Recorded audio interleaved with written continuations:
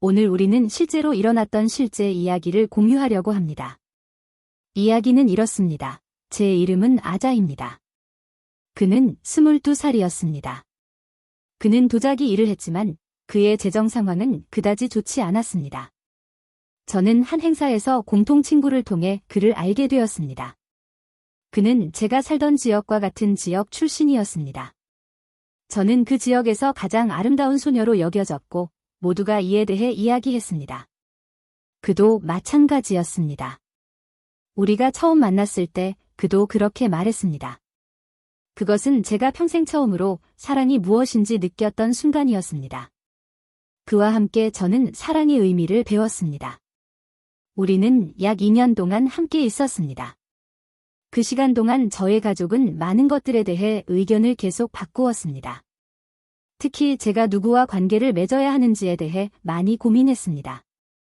우리 친척들은 항상 무언가를 말했고, 특히 저희 어머니는 다른 사람들이 하는 일을 모방하려 했습니다. 특히 결혼 문제에 있어서는 더욱 그러했습니다. 어머니는 제가 빨리 약혼하고 결혼하기를 원했습니다. 만약 우리 지인의 딸이 좋은 결혼을 했다면 어머니는 제가 그 길을 따르길 원했습니다. 항상 제가 다른 사람들처럼 성공해야 한다는 압박이 있었습니다. 어머니는 우리 친척들, 특히 아버지의 자매들, 제 고모들과 경쟁하는 것 같았습니다. 아버지의 가족과는 항상 어느 정도의 질투가 존재했습니다. 어느 날, 암느가 저에게 청혼했습니다.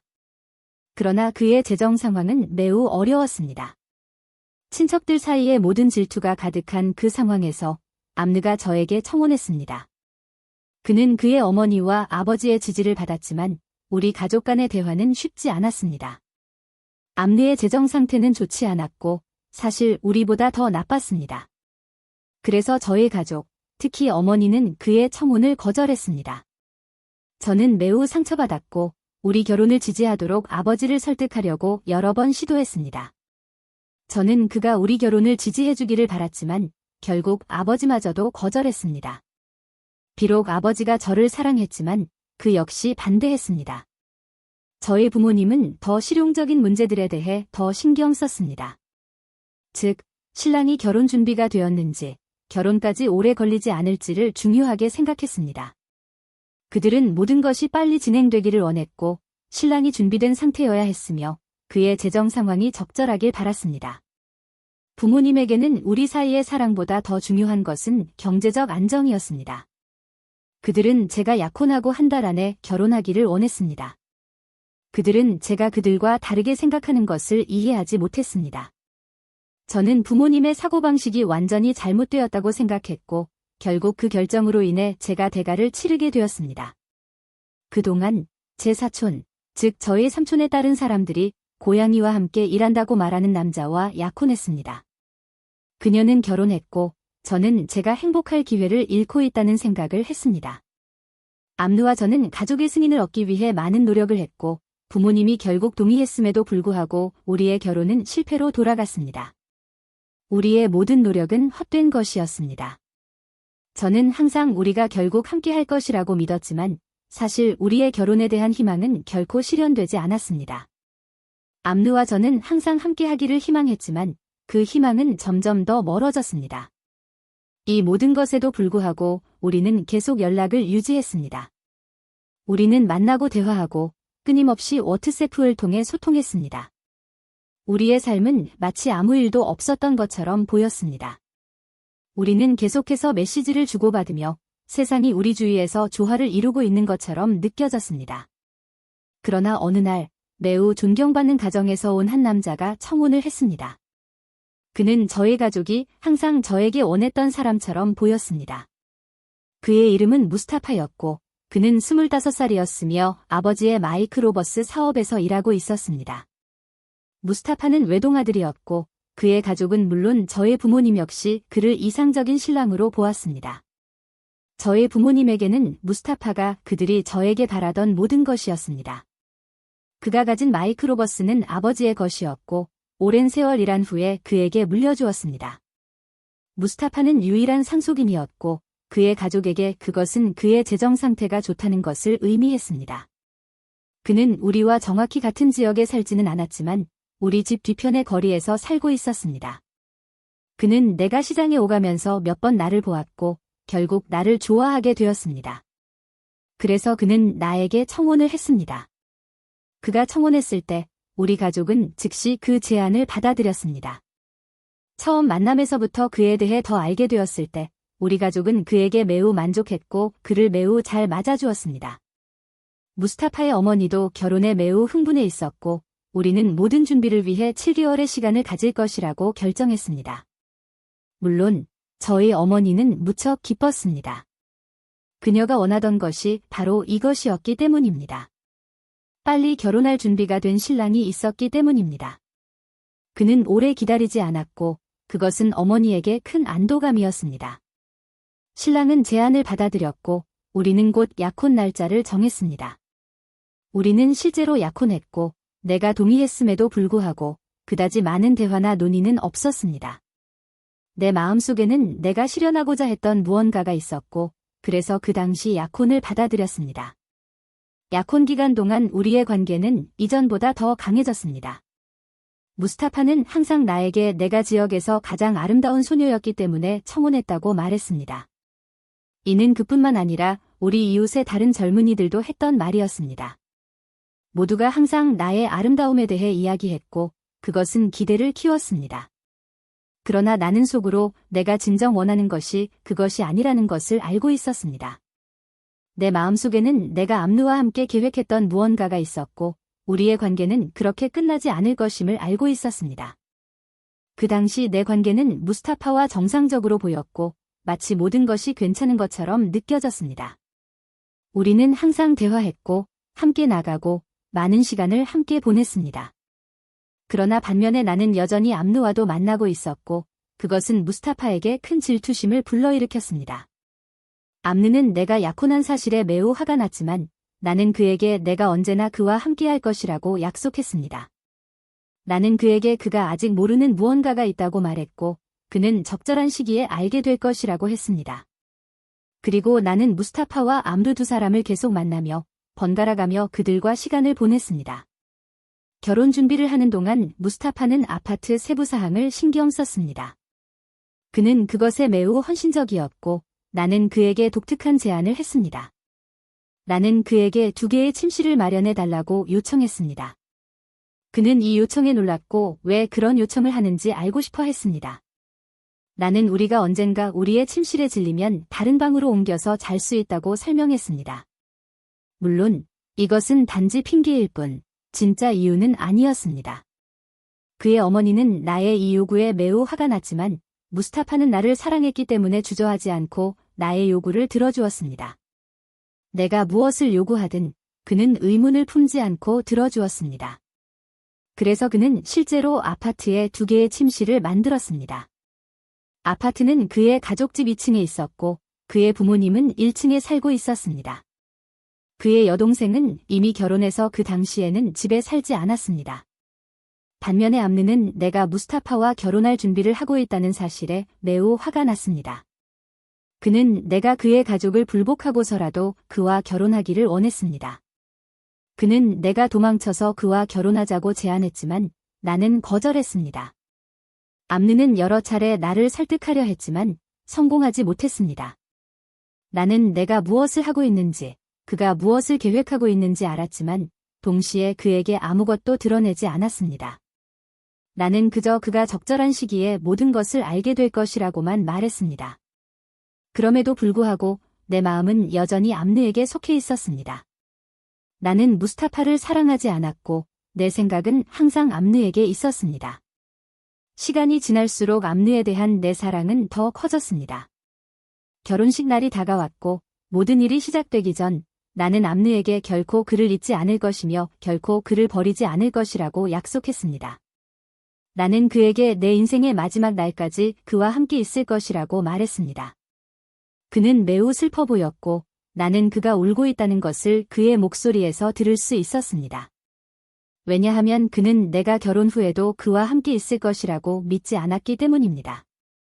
하지만 나는 그에게 그를 떠나지 않을 것이며 어떤 상황에서도 함께할 것이라고 확신시켰습니다.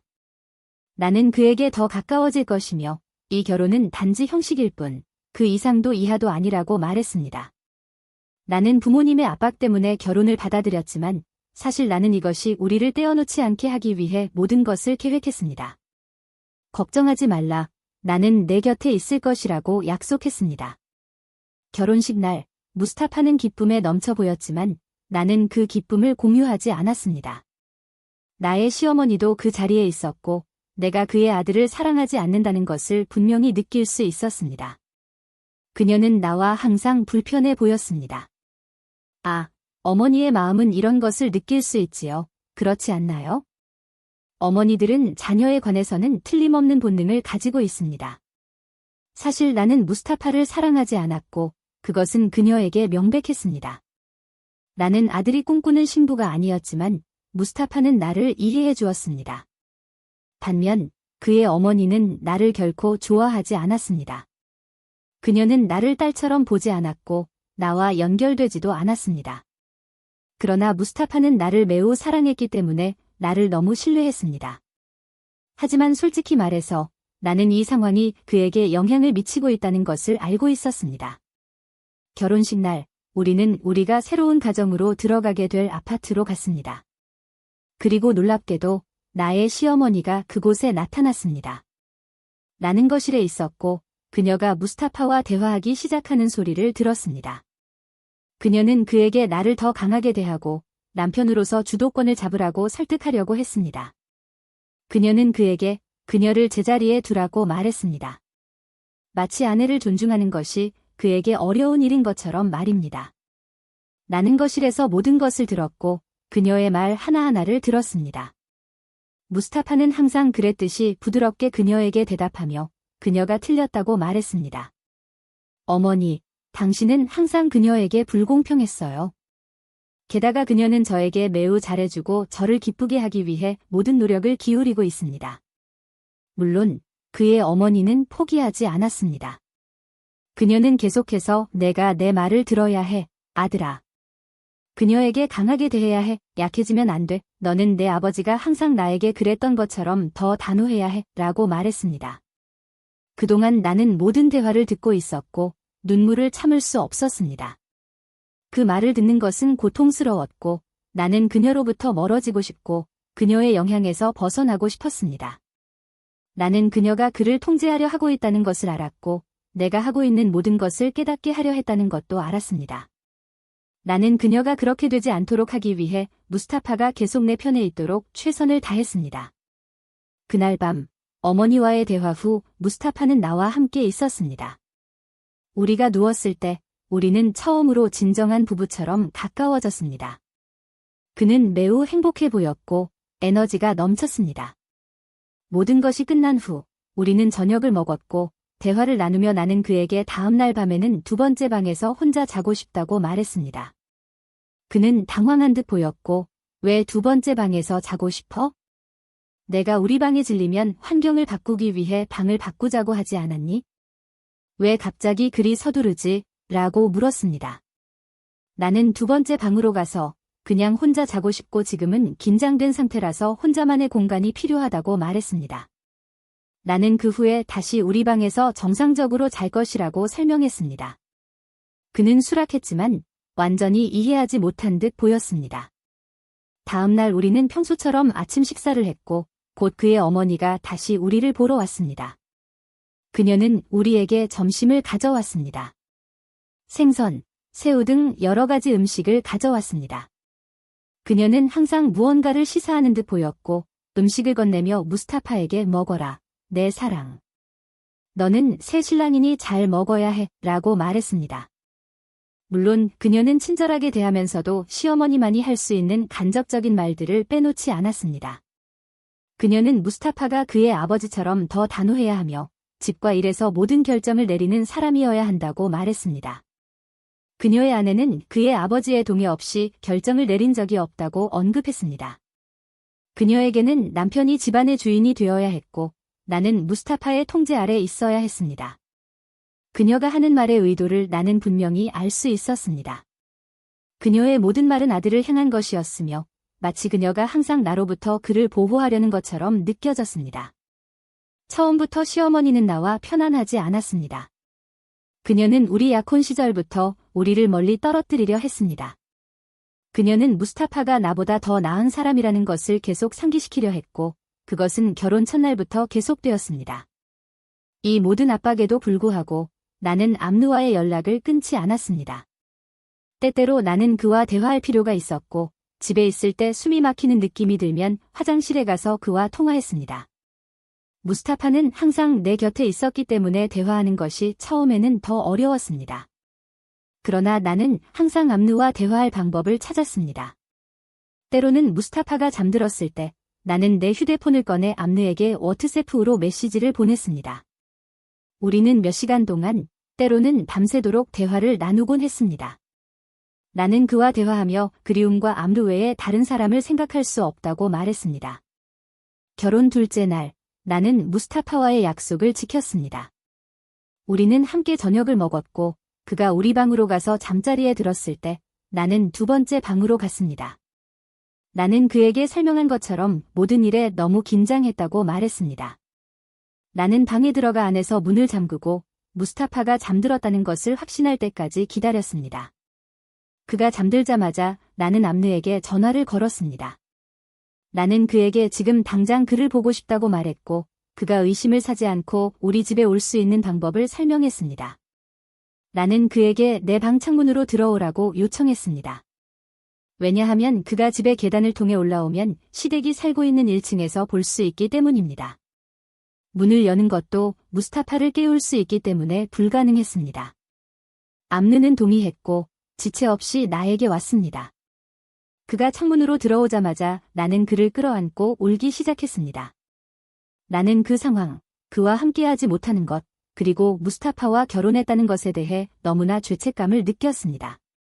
그 순간 나는 무스타파 대신 암누가 있었으면 좋겠다고 생각했습니다. 그는 나를 달래주었고 우리는 곧 친밀한 관계를 가졌습니다. 그것은 우리가 처음으로 그런 방식으로 함께한 순간이었고 우리는 밤새도록 함께 있었습니다. 방은 잠겨 있었고 나는 아무 의심을 사지 않도록 모든 것을 준비해 두었습니다. 나는 시어머니가 우리를 위해 가져온 몇 가지 음식을 방으로 가져왔고 암누와 나는 함께 저녁을 먹었습니다. 나는 그에게 앞으로 내가 그를 부르면 언제든지 나를 보러 와야 한다고 말했습니다. 그는 내가 필요할 때마다 올 것을 약속했습니다.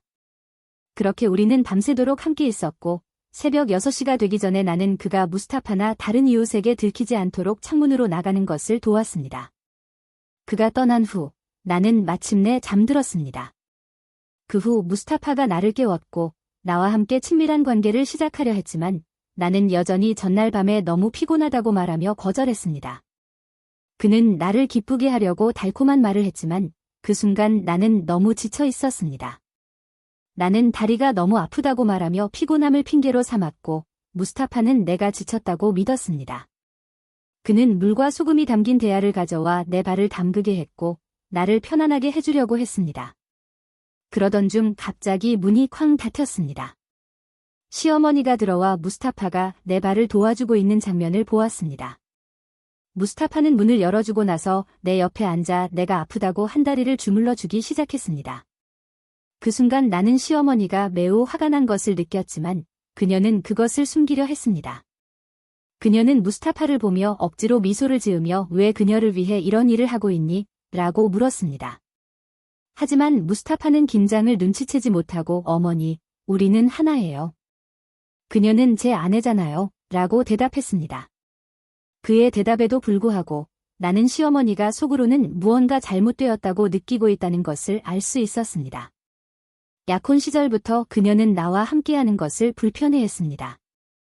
그 후 그녀는 다시 우리에게 점심을 차려주고 자신의 아파트로 내려갔고 무스타파와 나는 남아 점심을 먹었습니다. 식사 중에 무스타파는 다시 나에게 가까이 다가가려 했지만 나는 또다시 거절했습니다. 나는 그때그때 핑계를 대며 그가 다가오지 못하게 했습니다. 나는 이미 그와의 더 이상의 가까움을 허락하지 않기로 결심했기 때문입니다. 저녁에 우리는 함께 산책을 나갔습니다. 우리는 카페에 있었고 무스타파가 화장실에 갔을 때 나는 그 틈을 타 암누에게 전화를 걸었습니다. 나는 그에게 지금 집에 있지 않지만 밤에 만날 거라고 말했습니다. 나는 그에게 내가 부를 때까지 기다리라고 요청했고 암느는 동의했습니다. 무스타파가 화장실에서 돌아온 후 우리는 산책을 마치고 외식으로 저녁을 먹었습니다. 그리고 함께 주스를 마셨습니다. 그때 무스타파가 밤에 깨어날까 봐 걱정한 나는 그의 주스에 진정제를 넣기로 결심했습니다.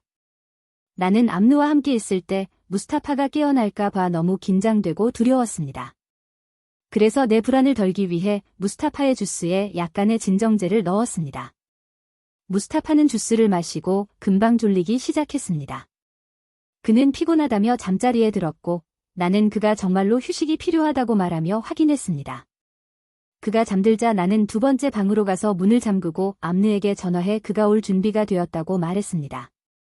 암느는 빠르게 왔고 우리는 함께 밤을 보냈습니다. 하지만 이번에는 암느가 매우 화가 나고 질투심에 사로잡힌 것처럼 보였습니다. 그는 내가 오직 그의 것이 되기를 원했습니다.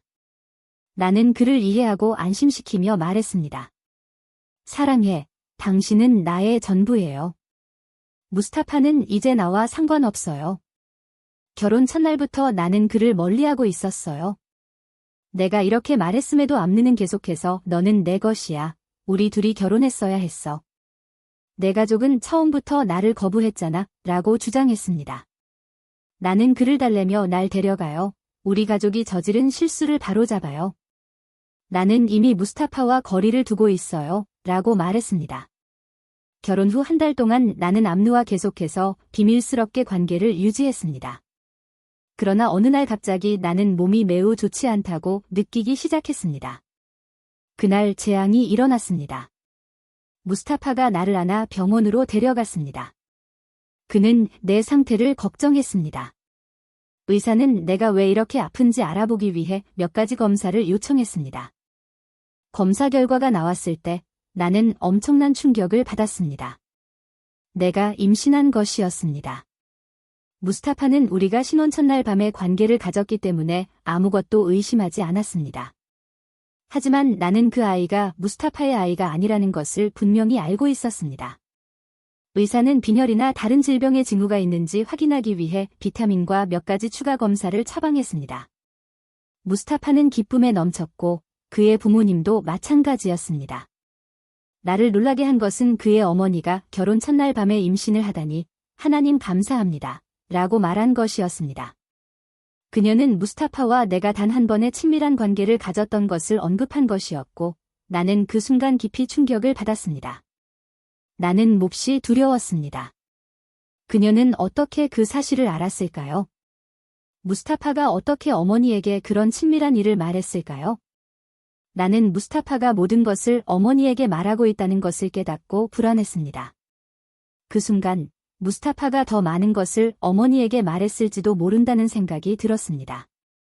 그들이 대화를 마치고 떠난 후 나는 방으로 들어가 쉬기로 했습니다.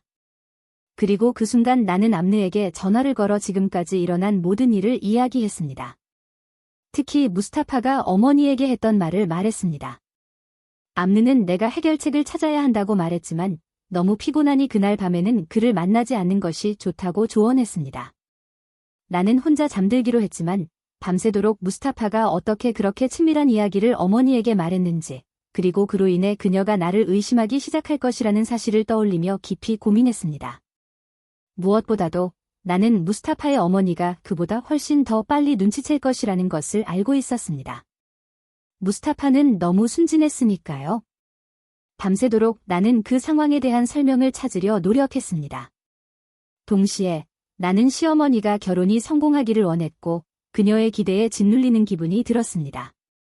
그녀는 무언가가 잘못되었다는 것을 알고 있었습니다. 나는 무스타파가 그녀에게 나에 대해 더 많은 이야기를 했을지 궁금해졌습니다. 다음 날 아침, 나는 무스타파와 함께 아침을 먹었고 그 후 그는 마이크로버스를 타고 일하러 갔습니다.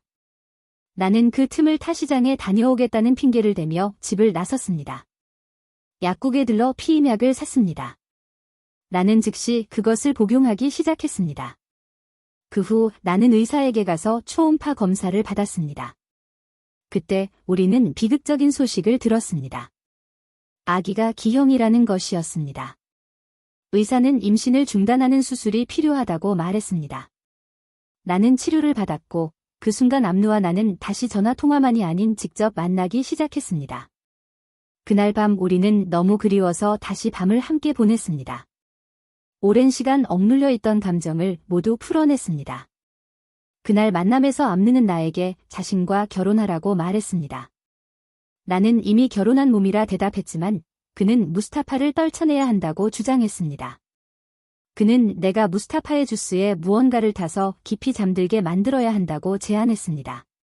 나는 두려웠지만 암누를 잃고 싶지 않았기 때문에 동의했습니다.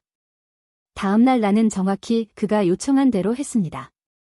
무스타파의 주스에 진정제를 넣었습니다. 그는 그것을 마셨고 곧 잠이 들었습니다. 무스타파가 잠자리에 든 후 나는 암누에게 전화를 걸어 그를 불렀습니다. 나는 내가 한 일에 대해 긴장되고 두려웠지만 암누를 만나고 싶은 마음이 더 컸습니다. 암누가 도착했을 때 우리는 방에 들어가 관계를 시작했습니다. 하지만 나는 치명적인 실수를 저질렀습니다. 방 안에서 문을 잠그는 것을 잊은 것입니다. 밤중에 무스타파는 배가 아파 잠에서 깼습니다. 그는 문으로 갔고 내가 두려워했던 일이 벌어졌습니다. 그는 문을 열었습니다. 그가 본 것은 도저히 설명할 수 없는 장면이었습니다. 나와 암누가 함께 있는 모습을 본 것입니다. 무스타파는 완전히 충격을 받았고 그 순간 그의 배앓이는 사라졌습니다. 무스타파는 암누에게 달려들었고 두 사람은 싸우기 시작했습니다. 나는 공포에 질려 누군가가 이 장면을 보고 듣는 것을 두려워했습니다. 내가 가장 두려웠던 것은 이 모든 것이 드러나는 것이었습니다. 암누는 두려움에 얼어붙었고 싸움 도중 무스타파는 그를 심하게 가격했습니다. 암누는 움직이지 않았고 그 순간 그는 바닥에 쓰러졌습니다. 그는 죽었습니다. 나는 무엇을 해야 할지 몰랐고 충격을 받았습니다. 무스타파는 여전히 가쁜 숨을 쉬며 나를 바라보며 말했습니다. 가서 옷 갈아입고 조용히 있어. 그러고 나서 우리는 침대에 누워 방금 일어난 일을 이해하려 애쓰며 누워 있었습니다. 그 후 암누는 영혼 속에서 나를 계속해서 진정시켰습니다. 그는 죽었지만 그의 말은 여전히 내 마음속에 울려 퍼졌습니다. 두려워하지 마. 내가 너와 함께 있어. 나는 절대 너를 떠나지 않을 거야. 그는 예전에 나에게 여러 번 그렇게 말했습니다. 이제 계획은 단순했습니다. 암누를 집에 침입하려다 걸린 도둑으로 가장하는 것이었습니다. 무스타파는 자신의 가족에게 이 꾸며낸 이야기를 전할 것이며 나는 그가 시키는 대로 해야 했습니다. 집에 돌아오자 나는 계획한 대로 행동했습니다. 모든 옷장을 열어 안에 있는 물건을 바닥에 던졌고 집안 곳곳의 물건을 어지럽혀 마치 도둑이 침입한 것처럼 보이게 했습니다. 나는 집안을 엉망으로 만들어 놓았고 그 후 급히 나가서 어머니 집으로 갔습니다. 그들은 잠들어 있었지만 내가 문을 두드리자 금방 깨어나 나를 맞아주었습니다. 어머니가 문을 열자마자 나는 그녀의 품에 안겨 울기 시작했습니다. 그 느낌 속에서 나는 그동안 일어났던 모든 일, 내가 저지른 모든 것을 이야기했습니다. 어머니는 침착함을 유지하려 하며 지금 당장 시장에 가서 생선과 채소를 사자 라고 말했습니다. 이는 내가 사건이 일어난 시간에 집에 없었다는 알리바이를 만들기 위한 것이었습니다. 우리는 함께 시장으로 나갔고 나는 감정적으로 무너진 상태에서도 따라갔습니다. 그날 아침 9시쯤이었고 시장에서 무스타파의 마이크 로버스가 우리 집 앞에 서 있는 것을 보았습니다. 그가 일하러가 있어야 하는데 차가 집 앞에 있는 것이 이상했습니다. 집에 돌아오니 시어머니가 밖에 서 있었습니다. 그녀는 무스타파를 보러 왔다가 문이 열려 있는 것을 발견한 후 아파트로 올라가 그가 침대에 누워 있는 것을 발견했습니다. 그 순간 그녀는 절망에 빠졌고 도둑의 소행이라고 외치며 비명을 지르기 시작했습니다. 그녀는 이웃과 주변 사람들을 불러 집이 침입당해 도둑 맞았다고 주장했습니다. 사람들이 모여들기 시작했고 시어머니는 그녀는 어디 있지? 라며 나를 찾기 시작했습니다. 내가 집에 없었기 때문이었습니다. 시어머니는 처음부터 나를 좋아하지 않았고 이를 드러내는 것을 주저하지 않았습니다. 그녀는 그날 아침 내가 무스타파와 함께 있었다는 사실을 사람들에게 말했습니다. 이로 인해 나에 대한 의심이 커지기 시작했습니다. 그녀는 모두에게 무스타파와 내가 결혼 후 단 한 번만 관계를 가졌다고 말하며 그것이 첫날 밤에만 일어났다고 강조했습니다. 이웃 중 한 명이 우리 아버지에게 가서 무스타파에게 끔찍한 일이 일어났다는 소식을 전했습니다. 시어머니의 말 이후 당국은 나를 의심하기 시작했습니다. 왜 결혼 2달 만에 무스타파와 나는 단 한 번만 친밀한 관계를 가졌느냐는 의문이 제기되었습니다. 의심이 더욱 커졌고 나는 당국에 의해 조사받기 위해 연행되었습니다. 처음부터 그들은 내가 극도로 긴장하고 있음을 알아챘습니다. 그들이 첫 번째 질문을 하자마자 나는 이미 긴장과 두려움에 가득 차 있었습니다. 나는 일이 이렇게까지 진행될 줄은 상상도 하지 못했습니다. 나는 어떻게 내가 이런 악행에 휘말렸는지, 왜 이런 어두운 길을 택했는지 이해할 수 없었습니다. 그들은 내 휴대폰을 요구했고 그 순간 나는 무너졌습니다. 울기 시작하며 왜 제 휴대폰을 원하시는 거죠? 라고 물었습니다. 나는 그들이 휴대폰을 가져가면 모든 것이 드러날 것을 알고 있었습니다. 그들의 압박은 참을 수 없을 정도로 강했고 그들이 계속해서 내 휴대폰을 요구하자 나는 통제할 수 없이 흐느끼기 시작했습니다. 그때 나는 모든 것을 고백했습니다. 나는 그날 밤 혼자가 아니었으며 암느가 나와 함께 있었다고 말했습니다. 나는 그들에게 처음부터 끝까지 내 이야기를 털어놓았습니다. 내가 왜 그런 짓을 했는지 알 수 없었지만 내가 후회하고 있다는 것만은 분명했습니다. 나는 이 모든 일이 내 가족의 압박으로 시작되었다고 말했습니다. 그들이 나를 강제로 이 결혼으로 몰아넣었고 나는 절대 내 의지와는 반대되는 결혼을 하지 말았어야 했습니다. 내 가족은 결코 나를 물건처럼 취급하며 가족의 통제를 유지하기 위한 도구로 삼아서는 안 되었을 것입니다. 결혼은 사랑, 존경, 그리고 평등을 바탕으로 해야 하지만 나와 무스타파 사이에는 그런 평등이 전혀 없었습니다. 무스타파와 나 사이에는 진정한 연결고리가 없었습니다. 내 가족은 내가 원하지 않는 운명으로 나를 몰아넣었고 나는 끔찍한 실수를 저지르게 되었습니다. 결국 나 역시 일어난 모든 일에 대해 책임이 있습니다. 나는 내 이야기가 다른 사람들에게 교훈이 되기를 바라며 그들이 나와 같은 실수를 저지르지 않기를 바랍니다. 이것이 나의 이야기입니다. 여러분이 즐겁게 보셨기를 바랍니다. 잊지 말고 좋아요, 구독, 알림 설정을 해주시고 이 영상을 친구들, 가족, 그리고 자매들과 함께 공유해주세요. 다음에 또 만나요. 안녕.